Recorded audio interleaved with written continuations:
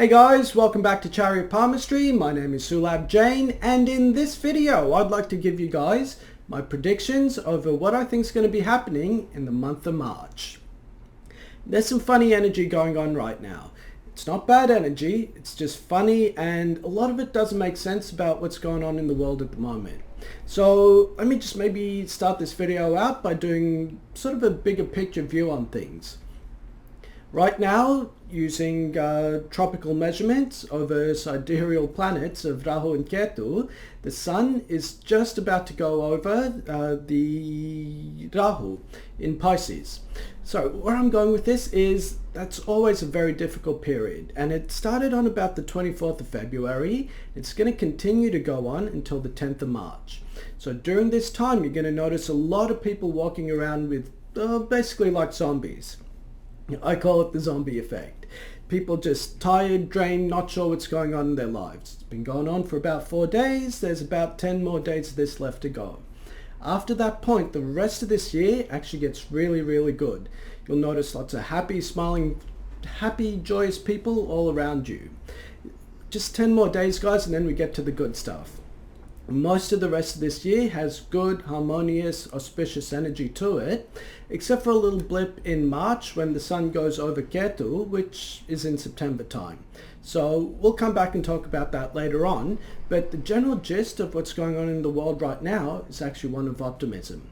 And if you guys have been following my channel for a while, you'll know I've been saying that after 2022, the whole world is going to go through a period of optimism that will last for a few years until the end of 2026 and into the early months of 2027.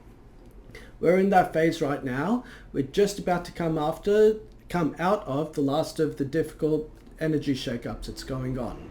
So that's the general context that I think in which this video will make the most sense for you. We're at a real trigger point here.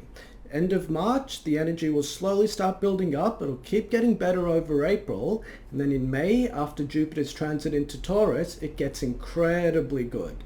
So there'll be lots of markets that go up at that point. But before we talk about the markets, I want to talk a little bit about politics, because it's everyone's favorite topic. I hope you guys have been paying attention to what's been going on in Pakistan and in Russia with their elections lately.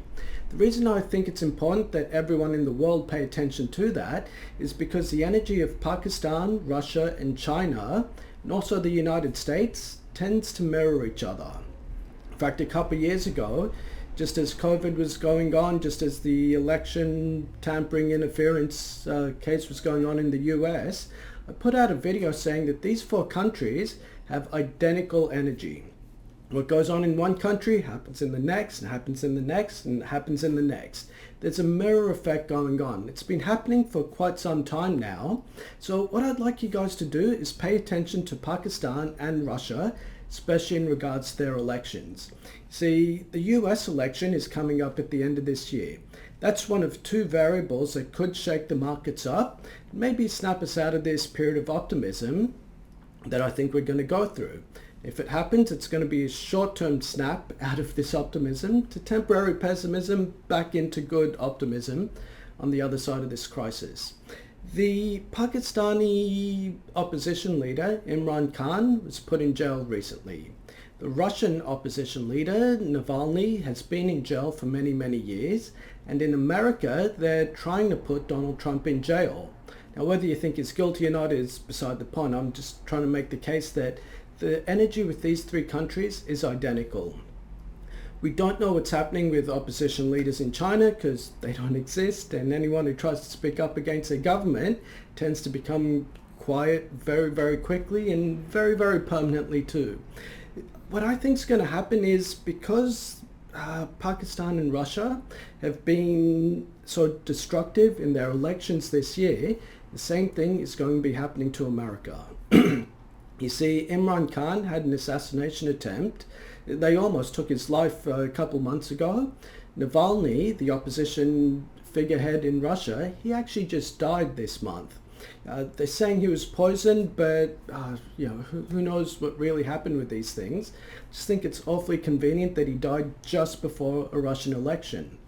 Therefore, if we follow that train of thought, that the chaos in these two countries should map on to what's going to happen in America, we should be able to make the prediction that either Donald Trump or Joe Biden will have a life-threatening event take place for them between now and the election. So I'm just going to throw that prediction out there. I hope I'm wrong, because I never really like predicting bad stuff for people, especially if it's, death or stuff like that. So keep an eye on the US elections, but use it as a proxy to measure what's happening in Russia and Pakistan and China, and vice versa too. So that's one thing we should mention. The other curveball here that could shake us temporarily out of optimistic year is a debt crisis.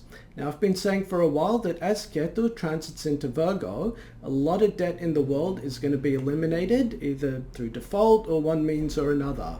It hasn't happened yet. It should have happened in November of last year, and Ketu's a tough planet to time events on. So if it doesn't happen at the time of the transit, normally happens 6 months after that, which is now in March and April period. And if it doesn't happen then, it'll happen at the next transit, which will be about April time of next year.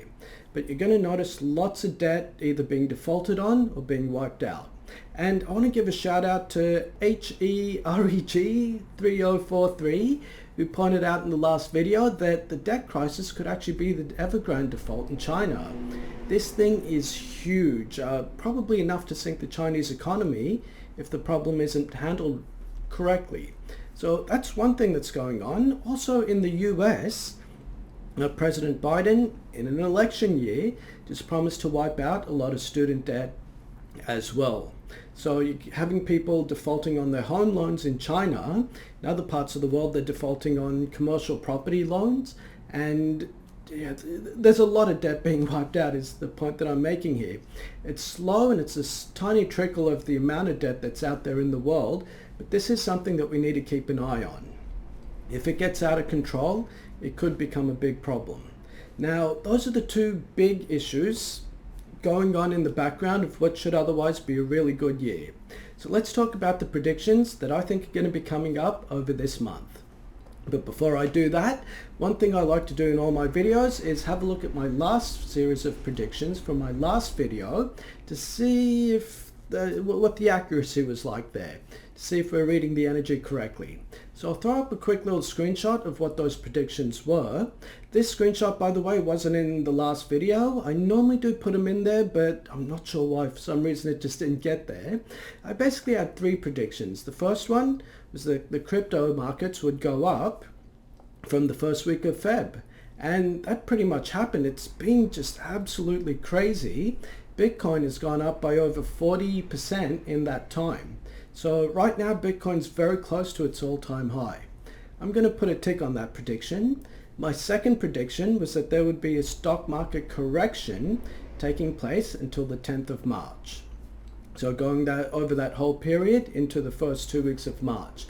That doesn't look like it's happened. In fact, if anything, the market is up about 10%. So I'm going to give myself a cross on this one, even though that deadline until the 10th of March hasn't actually taken place. I'm still going to mark that as a wrong. My next prediction was that gold and silver would go sideways throughout the month, and that's pretty much happened.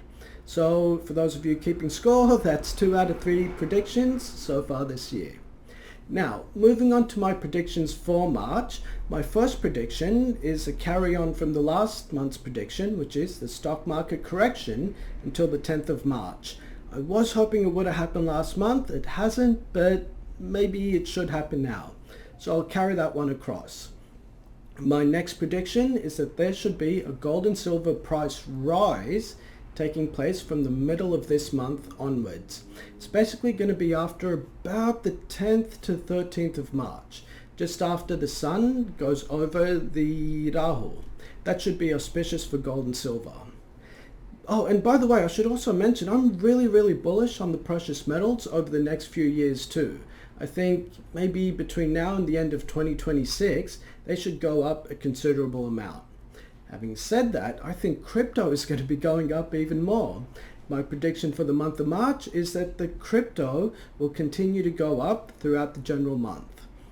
If you've been watching my other videos, Sorry, if you've been watching my other videos, you guys will know that I'm predicting the next correction in the crypto market to be in the first week of April. So that means generally for the month of March, it should continue being up.